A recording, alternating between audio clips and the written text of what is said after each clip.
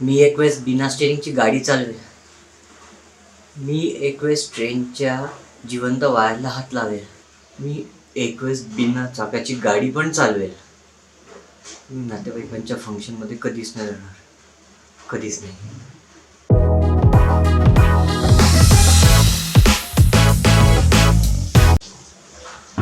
म्हणजे मी नुकतंच एका नातेवाईकांच्या फंक्शनमध्ये जाऊन आलो आणि तिथे एक असा अनुभव आला जो मला तुमच्याशी शेअर करायचा आहे. मी एका बारसाला गेलो होतो. बारसं म्हणजे ज्यांना नसेल माहिती त्यांना सांगतो की एका छोट्याशा नुकतंच जन्मलेल्या बाळाला एक नाव ठेवतात. म्हणजे बाळाचं नाव ठेवतात ज्या प्रकारे तो जगामध्ये आयडेंटिफाय होईल. पण त्यांना काय माहिती की त्यांच्याच खानदानामध्ये एक अशी व्यक्ती आहे जिने आधीच त्यांना नावं ठेवलेली आहे. म्हणजे मी गेलो होतो त्या फंक्शनमध्ये आणि सगळं काही सुरळीत सुरू होतं. म्हणजे मी मोबाईलवर क्लॅश ऑफ क्लॅन्स खेळत होतो, मी मोबाईलवर व्हॉट्सॲप यूज करत होतो, मी मोबाईलवर इंस्टाग्राम यूज करत होतो. पण तेवढ्यात माझे बाबा आले आणि मला म्हणाले की एका काकांना ना तुला भेटायचं. मी माझ्या 4 डोळ्यांनी दूरपर्यंत नजर फिरवली आणि मला एक अशी व्यक्ती बसली जी दिसली, जी शून्यात बसलेली होती. जस्ट लाईक असं. या त्यांच्या डोळ्यामध्ये ना स्वप्न दिसत होते ना काही होतं. असं तो काहीच करायला राहिलं नाही यांच्या आयुष्यामध्ये. यांच्या आयुष्याला काहीच अर्थ झाला नाही असं वाटतं. इतक्या निर्विकारपणे ते पाहत होते जसं सारं यांचंच बारसं आहे. अरे त्या छोट्या बाळाला पाहून तर खुश व्हा रे नाग्या. हा मेसेज मिळाल्यानंतर सगळ्यात पहिली गोष्ट म्हणजे बाबां थ्रू मेसेज का बरं येतो. त्यांना माहिती आहे की यांचं पोटं बाबांच्या आधीच्या आतमध्ये आहे. म्हणजे याचे बाबा सांगतील तर हा येईलच. त्यांना माहिती आहे कारण की त्यांचे असे पूर्वकांड केलेले असतात. अशा मुलांना छळलेलं आहे त्यांनी प्रश्न विचारून की कोणीच त्यांच्याजवळ राहत नाही. इव्हन छोटेसे बाळ देखील 10 किलोमीटर दूर पळून जातात. जसे जसे माझे पावलं त्यांच्या डिरेक्शननी चालले होते, माझं खरं सांगतो मंडळी खूप हार्टबीट्स वाढत होते. आणि एवढा स्ट्रेस तर मला गुगलच्या इंटरव्ह्यूच्या वेळेस पण येणार जेवढ्या त्या काकांना भेटायला चाललो होतो.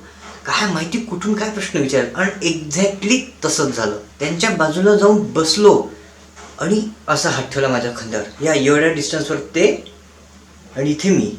समजतंय ना तुम्हाला मला काय म्हणायचं आहे.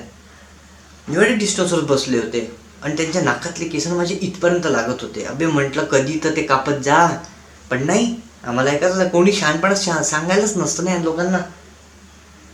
पहिला प्रश्न जसं मी बसलो तुम्हाला काय अपेक्षित असेल, काय विचारेल. ते म्हणे दारू पितोस का. अरे म्हटलं इथे सिच्युएशन काय आहे, इथे बारसा आहे आणि हा प्राणी मला विचारतोय तू दारू पितो का. काही सेन्स बनतं का. त्यांना ना कूलनेस दाखवायचं. कूलनेस मी किती कूल आहे पहा, तुम्ही जवळ साधू शकतो पहा किती कूल आहे मी. म्हटलं काका मी दारू पित नाही, ॲक्च्युली मी दारू पित नाही. तर त्यांचा दुसरा प्रश्न होता सिगरेट तर पित असशील. त्यांच्या डोळ्याची चमक दिसली ना मला, त्याच्यावर मला अंदाज आलेला होता की या सगळ्या खबरा घुमून माझ्याच फॅमिलीकडे येणार आहे. पण मी काही जेम्स बॉन्डचे पिक्चर असेच नाही पाहिले. त्यांना मी एक ठाणपट्टा लावणार, एक गोष्ट सांगतो, मी दारू सिगरेट पित नाही. पण जर का मी पित असतो तर ही गोष्ट होती. पण मी का सांगू ना एवढ्या जवळ बसलेल्या माणसाला ज्याला मी कधी आयुष्यात पाहिले नाही आहे त्याला मी का सांगू. एवढं कूलनेस आणि एवढं डिस्टन्स होतं, एवढं तर माझ्या आणि माझ्या गर्लफ्रेंडमध्ये नसते. हे 2 प्रश्न असे विचारतो जसं हा बंदा रोज दारू पिऊन नालीमध्ये झोपलेला राहतो आणि एक बॉटल नाही 15-20 खंबे खंबे एवढे मोठे खंबे लावून नालीमध्ये झोपलेला असतो. आणि मला असं विचारतो. त्यानंतर एक मंडळी एक असा प्रश्न विचारला ना ज्याने कोणीच विचारलेला नसेल या जगात. कोणी म्हणजे कोणीच नाही विचार. म्हणजे हा खूप खूप आउट ऑफ द बॉक्स हा प्रश्न होता. मी काय बोलतोय, आउट ऑफ द बॉक्स हा शब्द होता. आउट ऑफ द बॉक्स हा प्रश्न होता. हा प्रश्न तुम्हाला कुठेच सापडणार नाही. पण हा प्रश्न प्रत्येक नातेवाईकाजवळ असतो.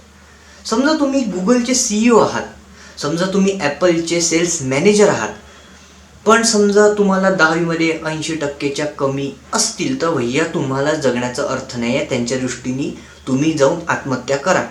कारण की 80च्या वर असेल तरच टॉपर आहे. मी जसं म्हटलं गुगलचा CEO असून देखील तुम्हाला ते विचारणार नाही. काय 80% तर कमी, तुझ्यासाठी कमी 80%. मला काकांनी विचारलं की बाळा तुला 10वीमध्ये किती होते.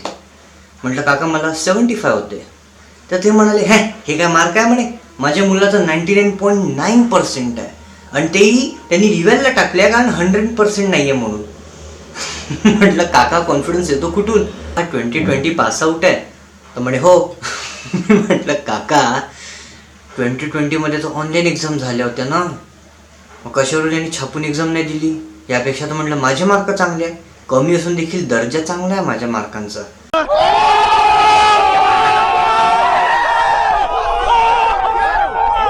आणि त्यांचं तोंड असं झालं होतं की ऑन स्पॉट रडून देतील. ते तडकाफडकी उठले आणि बाहेर निघून गेले हॉलच्या. या लोकांना ना फक्त आपल्या मुलाचे गुणगान गायचे असतात, कुठे सांगतात येत नाही म्हणून अशा ठिकाणी जायचं आणि असे पोट्टे पकडायचे जे त्यांच्या मुलाच्या वयाचे आहे, पण त्यांच्या पोट्टा काय गुण उधळतो हे मी इंस्टाग्रामवर पाहतो आणि स्नॅपचॅटवरही. आणि समजा मी तिथे लिस्ट वाचून दाखवली ना, त्या आधी स्वतः त्यांच्या पोराला तुडवतील आणि स्वतःला तुडवतील. समजा मी तिथे आणखीन 5 मिनिटं थांबलो असतो ना, माझी अख्खीच्या अख्खी कुंडली आली असती. मी ग्रॅज्युएशनमध्ये काय केलं आहे, किती केले आहे, कोणते कोणते सब्जेक्ट होते, काय होते.